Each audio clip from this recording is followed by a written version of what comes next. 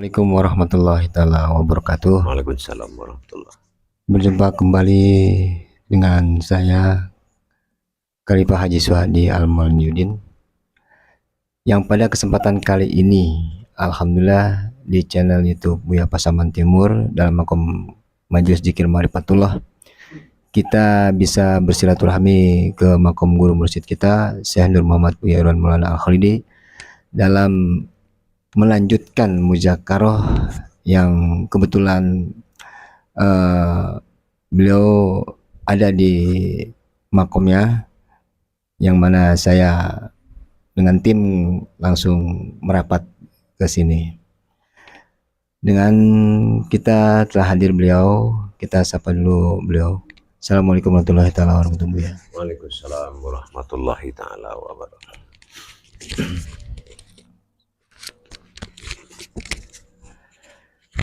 Alhamdulillah, hadirin jemaah dan pemirsa yang menyaksikan channel YouTube Buya Pasaman Timur dalam makom Majelis Zikir Ma'rifatullah, kita akan kembali menggali lebih dalam lagi tentang pemahaman dalam kajian Ma'rifatullah ini. Yang ingin saya pertanyakan kepada beliau, bisa kita saksikan dari awal nanti insya Allah. Assalamualaikum Buya. Waalaikumsalam warahmatullah. Pada kesempatan kali ini ada yang ingin saya mujakarahkan dengan Buya, terutama perihal Al-Quran yang merupakan wahyu dan pedoman bagi umat Islam itu sendiri Buya.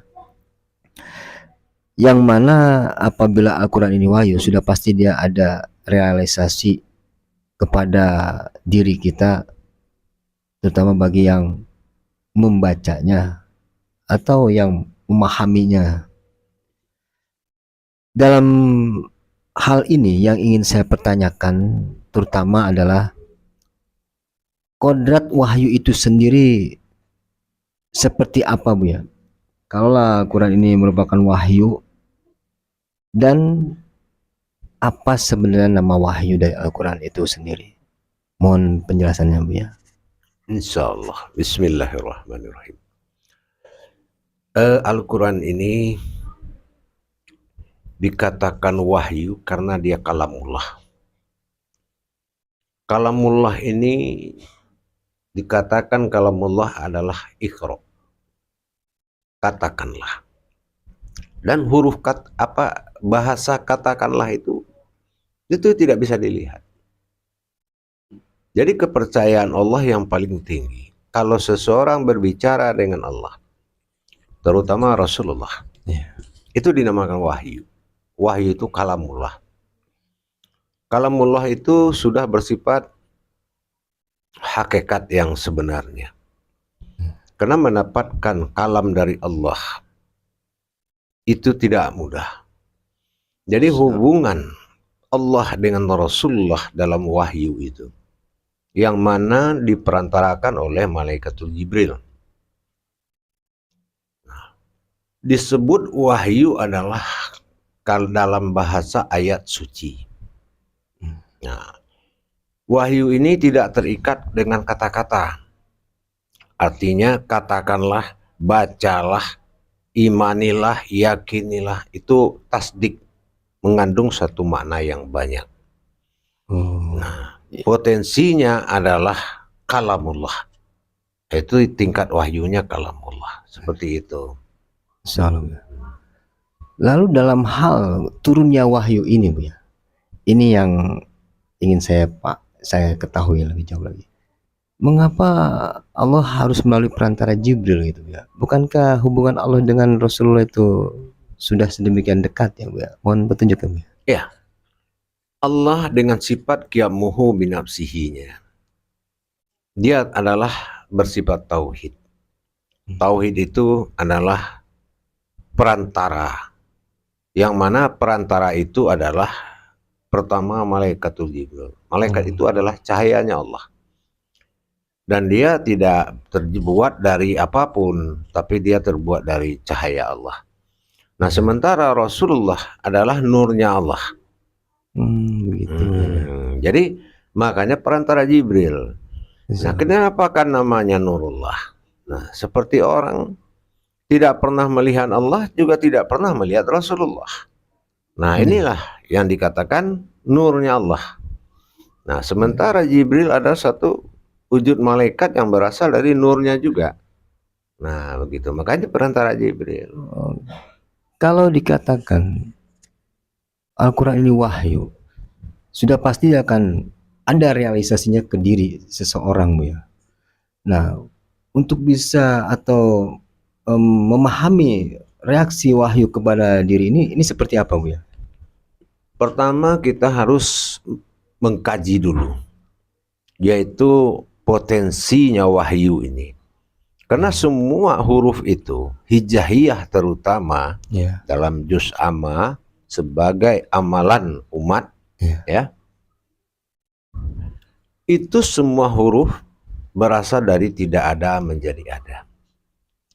Dan apabila kita sudah tahu cara pembacaan ilmu wahyu itu ditemui dia sebagai ayat, diamalkan dia sebagai munajat, dan dilihat dia sebagai makrifat.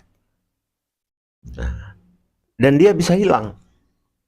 Jadi Al-Quran ini wujudnya adalah wujud wahyu yang tidak bisa dilihat dengan mata. Kecuali kita sudah bisa ayat menjadi kauliyah, kauliyah menjadi munajat, munajat menjadi makrifat. Nah, itu baru kita tahu potensi wahyunya. Contohnya alif, bagaimana proses hilang dalam ba. Tapi apabila kita gali potensi itu, kita akan melihat lagi dan bisa muncul alif itu pada kodratnya yang asli. Kalau ba itu adalah bara atau batin mutlak, dilambangkan seperti itu ada maknanya. Dan kalau dikaji dia akan hilang. Sama dengan titik, begitu juga. Nah, menandakan itu dari wahyu. Begitu. Jadi tidak mungkin ada realisasi kepada diri seseorang kalau semua itu tidak dikaji terlebih dahulu, ya. Betul. Lalu wahyu-wahyu ini, ya, ini kan pasti kan prosesnya bertahap turunnya. Pasti ada maksud di situ. Kenapa harus ada tahapan-tahapan seperti itu, Bu ya? Ya. Sebenarnya kan tinggal langsung aja semua gitu kan, Bu ya. Mohon penjelasannya, Bu ya. Sebetulnya di sini adalah sifat milahnya Allah. Milahnya itu Allah memperkenalkan dirinya pada hakikat Muhammad. Ya. Jadi Allah memperkenalkan dirinya, Al-Quran itu adalah hakikat Allah dan Muhammad. Bagaimana memperkenalkan zatnya Allah dan sifatnya Allah. Nah, makanya Al-Quran itu dikatakan wahyu kalau kita sudah bisa mentadaburnya. Nah, tapi kalau dia masih berupa ayat, belum dia berupa kauliyah, apalagi berupa munajat, dibaca dengan rohani, belum, itu susah kita memahami makna wahyu tadi. Nah, jadi Alkitab itu Lauh Mahfuz, itu pertanda yang dinyatakan, gitu. Ya, pertanda yang dinyatakan, bukan aslinya seperti itu. Gitu. Jadi dengan kita memahami sebenarnya apa Al-Quran melalui kajian-kajian dan pemahaman yang kita dapatkan dari sebuah kajian lah, katakanlah seperti itu, kita pun akan memahami, akan tahu sendiri bahwa Al-Quran itu yang sebenarnya apa. Dan saya ada sedikit yang saya baca, Bu ya, dalam surat Al-Ankabut ayat 49 kalau tidak salah. Di situ dinyatakan sebenarnya Al-Quran itu adalah ayat yang bergerak di dalam dada orang yang beriman. Ayat ini yang dikatakan ayat suci atau wahyu, Bu ya? Pengertian di dalam surat Ankabut ini, Bu ya? Ya, maknanya adalah menggerakkan ayat atau menggerakkan wahyu itu beda dengan kita membaca surat. Kalau masih bersentuhan wahyu itu dengan urat dan darah, maka batal hikmah pada diri seseorang. Kalau ayat itu bersentuhan, makanya kita harus tahu bagaimana cara membaca, dari mana ayat ini datang dan kemana ayat ini kembali. Nah, itu tajalli rububiyahnya. Nah, itu yang kita harus tahu. Jadi bukan kita membaca seperti surat-surat biasa ya, tapi kalau Al-Quran itu dia tajaliullah, dibaca dari Allah dan kembali kepada Allah. Nah, di situ baru ada pahala, baru ada iman, baru ada ilmu. Tapi sesuai dengan Al-Baqarah ayat 2, bahwasanya di situ zalikal kitabul la raiba fihi hudal lil muttaqin. Kalau kita sudah muttaqin, sudah benar-benar memiliki ilmu ketakwaan dan derajat kita sudah muttaqin, itu baru kita bisa ngerti. Kalau tidak dia akan jadi surat. Begitu. Memahami ini berarti secara otomatis menaikkan derajat ya, Bu ya? Sudah pasti. Lalu bagaimana kaitan dengan perjalanan pentajalian itu sehingga kita bisa memahami ayat suci yang bergerak itu, Bu ya? Ini proses untuk mencapai ke arah situ itu seperti apa, Bu ya, garis besarnya lah? Ya. Jadi begini. Setelah kita mengerti cara membaca wahyu, kalau kita melihat alif, itu bukanlah alif yang terlihat. Sesungguhnya kodrat yang sebenarnya. Kalau kita lihat ba, bukan ba yang terlihat. Tapi kalau kita tahu ba itu apa, itulah yang sebenarnya. Apakah mata batin kita sudah tahu makna hakikat yang tersirat di dalam huruf itu, sehingga itulah yang menjadi kodrat bagi diri kita. Contoh alif. Nah, alif ini nama apa? Ya kan? Nah, jadi kita harus melihat dulu potensi yang ada dalam alif sehingga dia memunculkan namanya alif.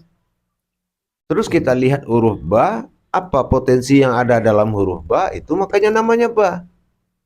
Jangan hanya kita tahu ada huruf bengkok bertitik satu itu namanya ba, itu kaji harfiah. Orang yang buta huruf. Tapi kalau kita tidak kaji rububiyah, itu namanya buta bertuhan. Bukan buta huruf lagi. Jadi jangan kita hebat di huruf, buta bertuhan, tidak membaca hakikat yang dibaca. Itu rububiyah namanya. Jadi rububiyah ya, Bu ya. Jadi rububiyahnya kita pahami, baru kita akan tahu sebenarnya apa yang kita baca, yang sesungguhnya kita baca ini. Betul. Nah, letak kesuciannya tadi Bu ya sampaikan bahwa itu tidak tersentuh dengan darah ya, Bu ya. Apa bagaimana tadi, Bu ya? Kalau memang itu wahyu ayatnya suci, disebut dengan pegelaran ayat suci. Apakah suci ini bersentuhan dengan yang tidak suci, dia akan kotor. Kalau dia kotor, dia akan tidak berhikmah. Darah itu sumber daripada akal, nafsu, dan semangat. Nah, kalau wahyu bersentuhan dengan akal dan nafsu bagaimana? Itu akan merusak hikmah. Makanya dalam pembacaan wahyu berdampak kepada 5 petunjuk. Ya, kalau wahyu dibaca, maka manusia mengalami petunjuk yang keempatnya lagi. Yang pertama, setelah dia dapat baca wahyu, dia akan mendapatkan ilham. Nah, ilhamnya apa? Dia tahu. Tiba-tiba dia tahu. Karena sudah ada ilmu wahyunya. Nah, setelah dapat ilham, baru dia mendapatkan irhas. Irhas itu petunjuk kepada batin dia. Itu irhas. Nah, setelah dia yakin dan dia sudah bisa mengendalikan ayat itu dalam dirinya, maka dia akan mendapatkan laduni. Laduni yaitu kecepatan mata batin dia untuk melihat. Mengungkap rahasia-rahasia daripada hijaiyah ayat sampai surat sampai kitab. Nah, barulah Allah berikan suatu kenyataan ke diri dia. Itulah khodam. Nah, khodam inilah nama-nama huruf. Alif bernama alif setelah ada bersembunyi dalam alif. Ba bernama ba setelah ada yang bersembunyi dalam ba. Contoh huruf ba, ada huruf kodrat, ada huruf batin, ada huruf si rahasia. Nah, sekarang kita lihat huruf batin, waw, ya kan? Nah, apabila waw ini disandingkan dengan ha menjadi hu, menjadi domah. Nah, hu itu artinya dia. Berarti kalau kita menyebut nama Allah, Allah, waw ada di situ disebut cuma tidak terlihat karena dia menjadi domah yang tersembunyi. Berarti kan dia itu Allah. Jadi Allah berarti kita harus tahu dia dan harus mengerti Allah itu dia. Seperti itu. Nah, itu yang namanya wahyu. Bisa hilang. Ada huruf yang dibaca ada, dilihat tidak ada. Oh gitu. Insya Allah. Dalam kodrat-kodrat dikatakan pada Al-Quran ini Bu ya, terutama dalam wahyu ini, seperti tadi Bu ya sampaikan bahwasannya menjadinya ayat suci ini kan dasarnya sesuatu yang tidak tersentuh dengan yang batil lah, katakanlah seperti itu kalau menurut saya. Lalu kaitan dengan diri Bu ya, kalaulah Al-Quran itu ada dalam petunjuk ini wahyu kepada diri, berarti tingkatan wahyu ini ada dalam makomnya kan Bu ya, di dalam diri seseorang itu kan Bu ya, dalam diri manusia itu. Nah, berarti dari apa yang Bu ya sampaikan tadi, dampak dari wahyu yang sudah ada pada makom itu timbul ilham, irhas, laduni. Nah, kalau di jalan-jalan seperti ini Bu ya, untuk mendapatkan wahyu selain tadi Bu ya sampaikan kita memahami rububiyahnya atau hakikat-hakikatnya, apakah masih ada jalan lain untuk mencapai ke sana Bu ya? Selain yang tadi Bu ya sampaikan, kita harus paham rububiyahnya, terutama hakikatnya gitu. Apa memang hanya itu yang jalan yang harus dilakukan? Nah, disinilah kita harus tahu. Ada kalimah. Ada kalimah. Kan kalimah, kalam itu. Ada bernama kalimah. Di dalam kalimah ada kulimah. Kulimah ini adalah zat saripatinya ayat ini tadi. Saripatinya Muhammad. Nah, karena Rasulullah adalah nur pada hakikat diri, dia memiliki kulimah saripati daripada ayat ini. Nah, kulimah inilah yang akan menjadi sebuah kodrat. Oh, subhanallah. Nah, begitu. Menjadi sebuah kodrat. Jatuhnya kodrat batin itu menjadi waw, diangkat pada hau dalam tingkat al-wahab mahabbah. Itu kembali kepada tingkat kodrat dan nilai derajat orang yang membaca. Apakah dia insannya sudah kamil, apa sudah kamilul kamil, atau kamil muzamil. Jadi Al-Quran ini sebelum berilmu jangan coba-coba baca Al-Quran. Belajar dulu. Benar-benar. Karena di Al-Quran tidak tahu dulu baru belajar. Harus belajar dulu baru tahu. Subhanallah. Luar biasa. Baru saya memahami ternyata bukan hanya sekedar membaca Al-Quran yang terutama memahami wahyunya ini Bu ya. Karena dengan begitu juga kita tahu kodrat-kodrat wahyu itu sendiri seperti apa gitu. Di turunnya wahyu ini Bu ya, ini kan kejadiannya sama ketika Rasulullah itu kan dalam proses Isra Mi'raj.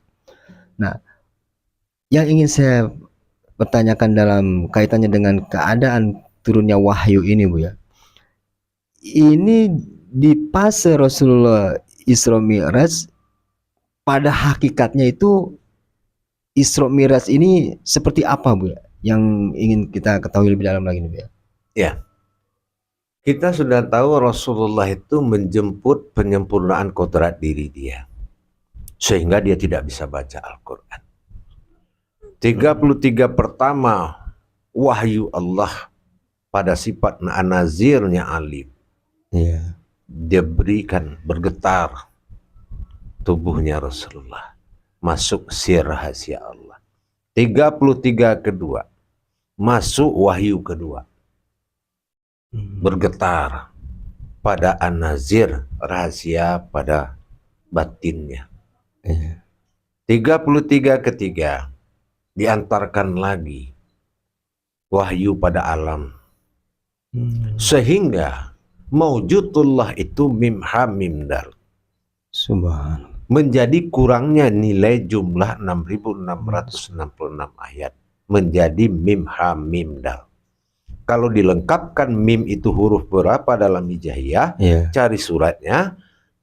Ha begitu juga, huruf keberapa, cari suratnya, berapa nilai suratnya. Begitu juga mim, cari lagi huruf keberapa, surat keberapa, ayat berapa, sampai dal. Maka akan lengkap di 6.666. Kalau tidak masuk 4 huruf tadi, huruf kodratnya Muhammad tidak akan pernah sampai 6.666. Silakan diperiksa Al-Quran. Nah, seperti itu. Dari huruf mim ha mim dal, dicari mim nih urutan ke berapa, disitulah suratnya. Nah, urutan keberapa tambah nilai surat, jumlah surat. Jumlah surat ya. Urutan keberapa tambah jumlah surat. Nah, itu 4 huruf ini nanti dijumlahkan. Jumlah semuanya. Nah, hasilnya itulah sisa dari yang kekurangan 6.666 tadi. Nah, sementara mim ini apa, ha itu apa, dal itu apa? Itu kan Muhammad. Nah, Muhammad ini maujudnya apa? Nur Allah. Nah, karena terlihat, makanya dinamakan Nur Kasiyah. Nur Kasiyah itulah nama wahyu Al-Quran, yaitu nur yang diperlihatkan. Nah, kenapa warnanya hitam? Hitam itu dalam rangka Isra al-Ma'rifah. Itu tanda ma'rifat. Ain harus terlihat dengan ma'rifat. Makanya Al-Quran. Nah, begitu. Maka tulisannya hitam. Tapi kalau dikaji dia putih warnanya. Kalau dilenyapkan, ditadabur, dilenyapkan, dipanggil dengan mata batin, dia akan berwarna putih. Nah, itu Nur Kasiyah.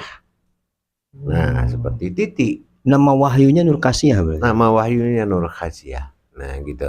Itu seluruh huruf itu berasal dari Nur Kasiyah. Nah, itu penampakan atau khodamnya Allah. Nah, itu yang dinamakan Lauh Mahfuz. Yang itu Lauh Mahfuz yang itu sekarang dibaca nih. Nah, itu. Cuman hanya bisa baca aja. Nah, itu. Jadi sebenarnya harus lebih. Itu dia jatuh menjadi ayat. Karena apa? Iqra itu kembali kepada 3 tempat. Nah, suratul ayatul minal kitab, qauliyah namanya. Kalau jatuh ke alam, suratul ayatul minal kalam namanya, Al-Qur'annya. Nah, lalu suratul ayatul minan nas, jatuh ke diri manusia, itu kauniyah namanya, batin, bahasa batin. Itu bahasa rohani atau ma'rifat, bahasa tanpa ayat. Bahasa tanpa ayat. Nah, gitu. Insyaallah ya. Alhamdulillah ya. Subhanallah. Jadi saat ini memang keinginan tawan saya mendalami lagi dengan apa yang pernah saya dapatkan dari kajian-kajian terdahulu ya. Dan ternyata seperti itulah proses kejadian dari wahyu itu turun kepada Rasulullah, dan kenapa menjadi ada pada diri, dan ternyata kenapa tidak ada 666. Rupanya sisanya itu ada di diri. Iya, betul. Insyaallah ya. Nah, begitulah. Apalagi dalam pembacaan wahyu. Ya. Kalau wahyu itu saya bilang tadi bersentuhan dengan urat dan darah, maka batal hikmah. Tidak ada hidayahnya buat kita. Tidak ada hikmahnya. Nah, maka cara pembacaannya wahyu yang berasal dari wahyu, itu cara pembacaan seseorang harus melihat datang ayat dari hati, dari qalbi, digerakkan oleh jantung, disuarakan oleh mulut. Titik tiga, itu gitu. namanya rububiyah. Insyaallah. Nah, kalau dia tidak melihat ayat itu datang dari hati dan digerakkan oleh jantung terus tidak dan disuarakan oleh mulut, maka dia merasa dia yang menyuarakan. Nah, di sini batal hikmah. Oh begitu. Gitu. Jadi pembacaan wahyu itu karena wahyu ayat suci. Gitu. Insyaallah. Gitu ya. Alhamdulillah ya. Samping wawasan tadi saya dapati ada ilmu juga di sini. Rupanya dalam membaca ayat suci itu ternyata seperti yang Buya sampaikan keilmuannya tadi, harus dilihat ayat itu dari kolbi menuju ke jantung dan disuarakan oleh mulut ya Buya. Ya. Subhanallah.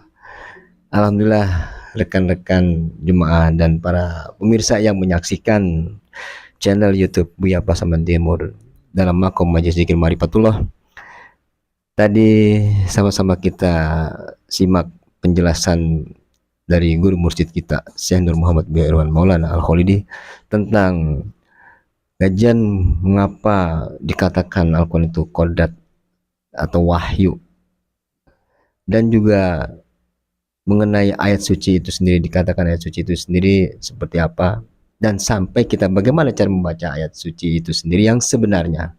Alhamdulillah pada kesempatan kali ini kita mendapatkan wawasan di samping juga keilmuan, insyaallah. Namun karena ya terbatasan waktu itulah yang jadi trouble kita, kan memang ada durasinya yang memang sudah dijatah lah, katakanlah seperti itu. Tapi tidak lebih, semoga apa yang didapatkan tadi menjadi ilmu yang bermanfaat bagi kita semua sebagai modal bahan kita untuk mencapai ibadah dan amaliah kita selama menjalankan kehidupan ini. Namun sebelum kita tutup, seperti biasa, kiranya kita mohon nasihat dan pesan dari guru mursyid kita, terutama bagi saya dan bagi pemirsa sekalian dan jemaah yang menyaksikan channel YouTube ini. Silakan Bu. Insyaallah, bismillah. Pesan amanah saya kepada kita yang beribadah kepada Allah, sesungguhnya kita harus bisa membedakan mana yang amanah, mana yang wahyu, mana yang kitab. Jadi kalau kita sudah bisa membedakan, Al-Quran itu adalah wahyu yang bisa merubah manusia. Tetapi manusia tidak akan mampu merubah Al-Quran. Jadi janganlah samakan Al-Quran ini dengan kitab amanah. Kalau kitab amanah seperti Zabur, Taurat, dan Injil adalah kitab yang bisa dikuasai oleh manusia dan berbahasa manusia. Tidak ada bahasa ketuhanannya. Nah, jadi di sini meskipun itu amanah, tapi amanah juga ada dalam Al-Quran. Nah, tapi orang yang mengerti Al-Quran adalah orang yang telah aman di dalam belajar. Jadi tingkatkanlah ilmu tadabbur Qurannya sampai kita menjadi orang yang amanah dan aman dalam pemahaman Al-Quran. Insyaallah ya. Demikianlah tadi pemirsa dan jemaah yang dirahmati Allah, pesan dan nasihat dari guru mursyid kita Syekh Nur Muhammad bin Irwan Maulana. Semoga menjadi sebuah hikmah yang membuat kita atau menjadi motivasi juga bagi kita dalam menjalankan ibadah dan beramal soleh. Kiranya cukup sekian yang bisa saya sampaikan dan dari tayangan kali ini. Akhirul kata, bila taufiq wal hidayah. Wassalamualaikum warahmatullahi taala wabarakatuh. Waalaikumsalam warahmatullahi wabarakatuh.